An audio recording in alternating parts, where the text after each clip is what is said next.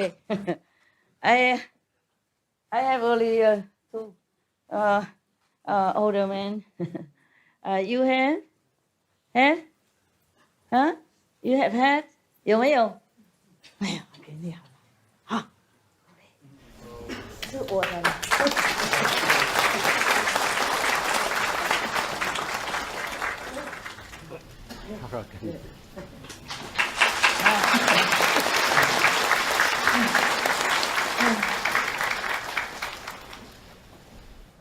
Yes, it's good. Please, please sit down and wear your hat. Wear hat. Wear hat. 戴帽子比较温暖一点。When I was still a monk, I shave head in winter, very cold, and I have headache. 我当和尚的时候是剃度，哇，好冷好冷，头痛。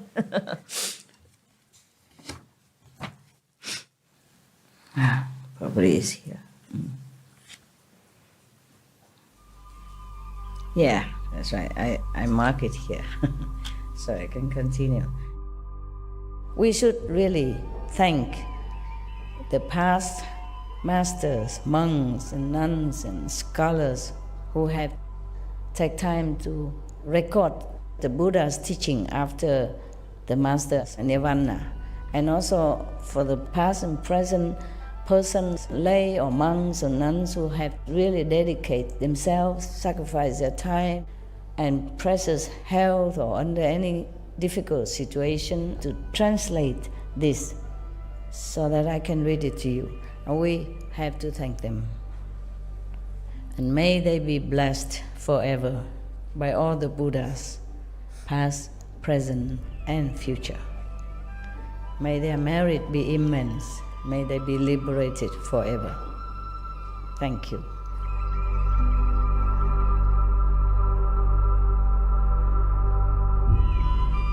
According to Buddhism and the believer and tradition, when you read sutra and all that, you have to put on incense, flower, and bow to the sutra first and thank all the Buddhas and Bodhisattvas in 10 directions, all respectfully, before you read it, okay? And then you cover the sutra also with silk or, beautiful cloth, and I just make it more popular. Yeah, more easy, simple. And I apologize to all the Buddha. I say if I done something wrong, according to the tradition, my heart is full of respect. It's just that I cannot always do that.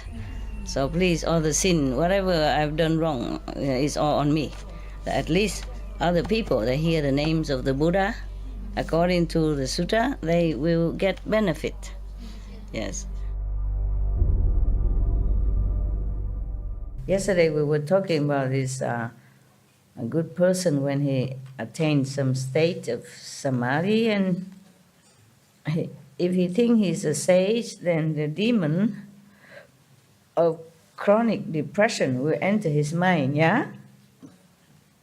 And he might take up knives and swords and cut his own body, terrible.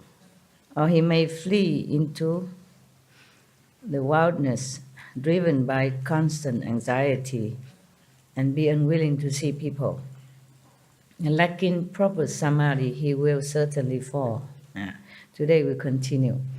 Further, Ananda, in this state of samadhi, the good person sees the disintegration of the form skandha and understands the feeling of skandha. As he dwells in this purity, his mind is tranquil and at ease. Suddenly, a feeling of boundless joy wells up in him, and there is such bliss in his mind that he cannot contain it. This is called experiencing lightness and ease, but lacking the wisdom to control it. If he understands, then there is no error. This experience does not indicate sagehood. But if he considers himself a sage, then a demon that likes happiness will enter his mind. As soon as he sees someone, he will laugh, he will sing and dance in the streets. It happened, huh? Yeah. He will say that he has already attained unobstructed liberation. Lacking proper samadhi, he will certainly fall. Samadhi is a state of, deep meditation. But it can also mean that you're very stable in spiritual practice. So if you don't have enough stability when you do meditation, you might have trouble controlling your whatever state of mind that you're in, like too much sadness, too much happiness, too much craziness, too much confidence, etc., etc. He already gone so high and feeling blissful. You would think he is a sage already. No, not yet. And even demon can come in his mind. How Kapa? It's very scary. There was a demon of happiness. So be careful. Yeah, I heard about some people like that. They dance on the street and they hug people, and of course people think they're crazy, and then put off many people to go and learn meditation because of that. Yeah, that they could possess, possess state. But he's not harming anyone. It's just that he doesn't behave as if he is a normal saint. Further, in this state of samadhi, yeah, he could be in there, and then but he can go further if he doesn't think that he attained everything yet. And then if he continue with this state, then he can go. The good person sees this integration of the form skandha and understands the feeling of skandha. He say he is already satisfied. Suddenly, a feeling of unreasonable, intense self-satisfaction may arise in him. It may include pride, outrageous pride, maybe arrogant, haughty pride, overweening pride. Buddha has so many vocabulary, and pride based on inferiority. My God, all of which occur at once. In his mind, he even looks down on the Tathagatas of the 10 directions.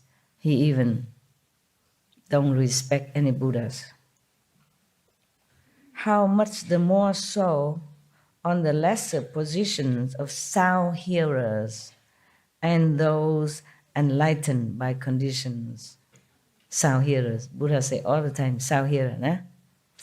Kuan Yin. This is called viewing oneself as supreme, but lacking the wisdom to save oneself. My God, you can't even save yourself in that stage. If he understands, then there is no error. This experience does not indicate sagehood.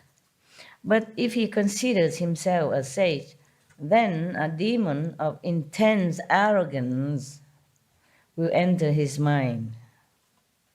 He will not bow to stupas or in temples. He will destroy sutras and images so extreme, become fanatic, extremely arrogant. He will say to the Dhanapatis, these are gold, bronze, clay, or wood. The sutras are just leaves or cloth. He's very arrogant, disrespecting Buddhas, stupa, statues, sutras, and all kind of holy things. The flesh body, he's talking now.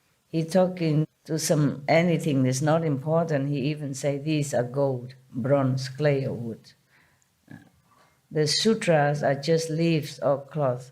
What he means is the statues or the stupas, the small memorial they make for the Buddhas or the saint. He say these are just gold and bronze or wood or clay only. There's nothing in it, no meaning anything. Yes, the sutra are just leaves or cloth even. The flesh body is what is real and eternal, but you don't revere it. Instead, you venerate clay and wood. That is totally absurd. That's what he said, absurd. He finished talking. The practitioner opinions are like that. And now the Buddha continued commenting, those who have deep faith in him will follow him to destroy the images or bury them. He will mislead living beings so that they fall into the relentless hells. Lacking proper samadhi, he will certainly fall further in this state of samadhi. If he continue in this state of mind, then the good person sees the disintegration of the form skandha and understands the feeling skandha. In his refined understanding, he awakens completely to subtle principles. Everything is in accord with his wishes. He may suddenly experience limitless lightness and ease in his mind. He may say that he has become a sage and attained great self-mastery. It's possible that we can fall into this kind of trap because these are so powerful and so extremely wonderful. Yeah, this kind of state of mind, so blissful, happy, carefree, and wise also, somewhat. So we think we already already Buddha, yeah. This is a problem when if we don't have a master to guide you or scold you into your right mind, subduing your ego by some mean, then you become like that. Might not be to the extreme as to destroy the sutras or the Buddha's images, but could be, very self-aggrandizement kind of status. In Tibetan Buddhism, sometimes the normal Lama or anyone from outside come into the monastery feeling that he is such and such Tuku, Rinpoche, master from Rinpoche, teacher of this present Rinpoche, this present abbot. They make a lot of scene and noise. Yes. And then one of the person who wrote this kind of story, she said that if such a practitioner are not lucky enough to be near a good friend like other lamas or his teacher who will subdue his ego by scolding him in front of everybody, degrading him, make him become zero to the ego again, then he will continue become misled like that until he gone insane. Then he will be very sad, he cry, he laugh because nobody believe that he's too cool, the living Buddha. Nobody believe him that he is a former teacher of this present Rinpoche, and he expect this Rinpoche in the temple to bow to him, recognize him, be grateful to him, and respect him, and worship him, all that kind of thing. Some people fall into that state also. And it's some true story like that in some Buddhist monastery. Yes. Then sometimes the master would ignore him or try to do something to cure him immediately or as soon as possible. But if you meditate alone, you don't have any good friend like that, to check you out, to straighten you up, then you'll be in trouble. That's why meditating is also very important, that you must have a guide, yes, a good guide, who are not afraid to offend you. That would be better for your safety, yeah, and your spiritual progress. It might hurt the ego, but what is ego anyway? It doesn't matter, he won't die. If you hurt the ego, it doesn't hurt anything. It just makes you better only, right? It's better than continue to be insane or lost your spiritual merit or lost your wisdom, lost your future spiritual attainment or progress. Because the Buddha mentioned before, those kind of person even cut off the seed of future enlightenment, even cut off his body seed. It's very scary, yeah. That's why formerly not many master would take up a lot of disciples. Yeah. Even Bodhidharma, he didn't want to talk to no one a lot. He knows he's all deaf anyway. Just attached into rope or whatever rules and regulation, and not really understand the meaning of meditation. So he just went to a cave and meditate for 9 years. And finally, some disciple, truly a handful of them, 4 or 5 of them came and seek him out, and he really teach them. But even among the 5 of them, only one really understood the essence of it. The other 4, he say, oh, you are just like, you get my skin, meaning outside only. You get my hair or whatever. He meant just not yet inside, just outward only, outside only. Only one, Huike, he's the one who attained what the master tried to teach him. And then after that, Bodhidharma left, go back to India. Yeah. They said he's sick and died, so they bury him. But when they open the coffin, there's nobody there, only one shoe. One shoe left. And the other one outside somewhere saw him with one shoe on his staff. The one shoe in the coffin and one shoe he take with him. Just to let people know that he's still alive or resurrected, that's all. Same with Kabir. Huh? The Muslim and the Hindu, they fight with each other who should take his body, because he's the master of whom, you know? He has both Hindu follower as well as Muslim follower. So both of them fighting, wanting to take his body. And when they open the coffin, there's only 2 roses in it. One for Muslim, maybe one for Hindu. He's gone. He's not there anymore. Yeah, some master can take their body with them, resurrected with the body or without the body. Yeah. It is said that Jesus resurrected. Yeah. And then later he went to Kashmir, continue his practice with some small circle of disciples. I visited his so-called tomb. Yeah. You had to pay, no? I had to pay some money to go inside. Yeah, they come and tell you outright, money, box. Yeah. Yeah, of course they need it maybe just to take care of the tomb, you know, some caretaker, and they need to live of it, nah? I have to pay. I don't have that much money, but she told me to pay, so I paid. I go inside, have a look. And nothing much, just the tomb and the name. No tomb even, you don't see. It's just supposed to be there. Suppose he lived until 120 years old, yeah, in Kashmir. So maybe he resurrected and taken his body with him as well, like Kabir or Bodhidharma. Huh?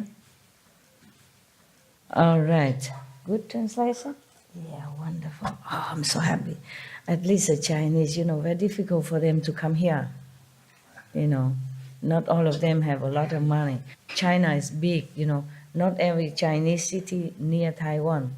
Sometimes they have to go maybe with ox cart or something and get the bus and get the train and then get the airplane. It's very difficult. Some take 2, 3, 4, 5 days to get to Taiwan from their own home. All right, there's another one. Okay, here it is. You see sound here. Even the person who meditate in this kind, maybe another kind of meditation, when he reach this state of self-satisfaction, intense self-satisfaction, not just normal, then he becomes so happy, you know, so arrogant. He even looked down upon those Kuan Yin practitioners, the sound hearers, and those ahats that have been enlightened by conditions, or meaning those beings who enlightened by themselves, by some certain conditions, just like other disciples of the Buddha, enlightened by touch or by the sound of the Buddha, hearing the voice of the Buddha, or by the fragrance of something, yeah? For example, like that.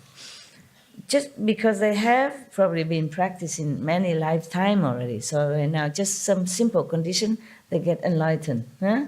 And then also there are some called Patekya Buddha, meaning the one who meditate all by themselves, yeah? And then by some married from the past life, or maybe seen one master by chance and then became enlightened also. So these people are not necessarily disciples of Buddha, yeah? Okay. So, but the person who reached this state of extreme self satisfaction, he thinks he's above everything. But this is just one state, which is called viewing oneself as supreme, but lacking wisdom to save oneself even. You can't even save yourself. Not to talk about go out and save other souls. This is terrible, nah? Then you're falling. If he knows it, then it's okay. But if he doesn't know, then he will fall. The demons and all that will come. You see this kind of so-called enlightened person, he can't even save himself, but he has follower. The Buddha say those who have deep faith in him will follow him to destroy the images or bury them, destroy the Buddha statues and all that. He will mislead living beings so that they fall into the relentless hell. Bad one. Lacking proper samadhi, he fall. He fall, okay, one person might be okay. But because he's misleading others as well, that is a problem. So to choose a master is also a very difficult task. Not to talk about being enlightened or become a master oneself, eh? Poor beings, I'm sorry, I'm telling you. Living in this world is like in a jungle, in a maze or something. You can never know. You don't even know who is your master even. You don't even know who is what. Yeah? How can you even know who is a master even? Yeah? This kind of person who attained this kind of samadhi already can talk, have eloquence, yeah? Convince people, especially those who has no idea about meditation or dharma or anything. Of course, they would be more in trouble. And not just following him, but even fall into hell. This is really tragic. If you blindly follow him, it's not your fault. How come you even have to go to hell? What law is this? I want to tell you, I'm very angry sometimes with the so-called rules in this world and the Maya and all that. That's why I work day and night, because I cannot bear all this kind of injustice and pain that measure upon all beings, the animals, the humans, anyone, any alike. No one escapes. No one, they would even relent. Yeah, the animals, what can they do? Or even human, what can they do? Huh? They heard that, okay, God is great, Buddha is great. They want to follow. They want to learn. They want to be enlightened. Huh? They want to get out of suffering. What have they done wrong? But you are not me. You cannot understand my pain in the heart. Because what have they done? What have the people done? Even if they follow the wrong teacher and wrong view, what have they done? They no harm nobody. If they go on the street and say, oh, I'm great, because they misunderstand their greatness, they misunderstand their spiritual value, what have they done to anybody? You got that? You understand my anger, my pain? When they talk nonsense and they apply this kind of cruelty on anybody, I mean, really, on anyone. Imagine. Hell is not fun. Huh? And relentless hell even. Just because of wrong view. My God. I see only pain. That is unjustified pain and suffering for the innocent. If somebody kills somebody, okay, maybe you go to hell, fine. It's just stupid, follow the wrong view. And this man, he has no proper guidance teacher. So he fall in the wrong state of attainment. That's all. And go to hell. And Buddha won't tell lie. You know what I'm saying? Just put them into hell just like that. Huh? Wouldn't you be angry? Oh, yeah. If it's your children, oh, yeah. You would do more than that. For me, these helpless people are like children. Understand me? Because they don't know anything. They just like children, easily being cheated, seduced them. misled, yeah? It's like those innocent teenage outside. The drug people use their innocence to seduce them into bad habit, and then they become bad because they have no money to buy drug. Then they go steal, they go do this and that, and then they become criminal, just like that. Hmm? No matter if the Maya right or wrong, it's all wrong. It's all wrong to punish people for the things that they don't know what they're doing. Yeah? That's why Jesus forgive those who crucify him, because please, Father, they don't know what they're doing. Truly, they don't know what they're doing. Even animals feeling sorry for humans when they're killing them. They're going to kill them, they cry, not for them, but they feel sorry for the humans, because they don't know what they're doing. They will get a lot more punishment than the animal just get. See, the animal just being killed and dying, however brutal, but die. But they don't know, the humans who kill them don't know, they go to hell for I don't know how long and being punished and being tortured forever. You know, like the story I told you about the man who killed chicken to make soup and sell? Yeah. Lucky Kuan Yin Bodhisattva interfere. Otherwise, he would continue being, in hell forever. Not just swallow some hot coal and then being free and giving another chance again. You see that? That was a true story, nah? But then, how many people would believe him and quit their crude way of life? Not too many. You can see that. You can see. How many people in Vietnam would read the story and even believe it? Huh? Oh man, there's endless suffering in this world.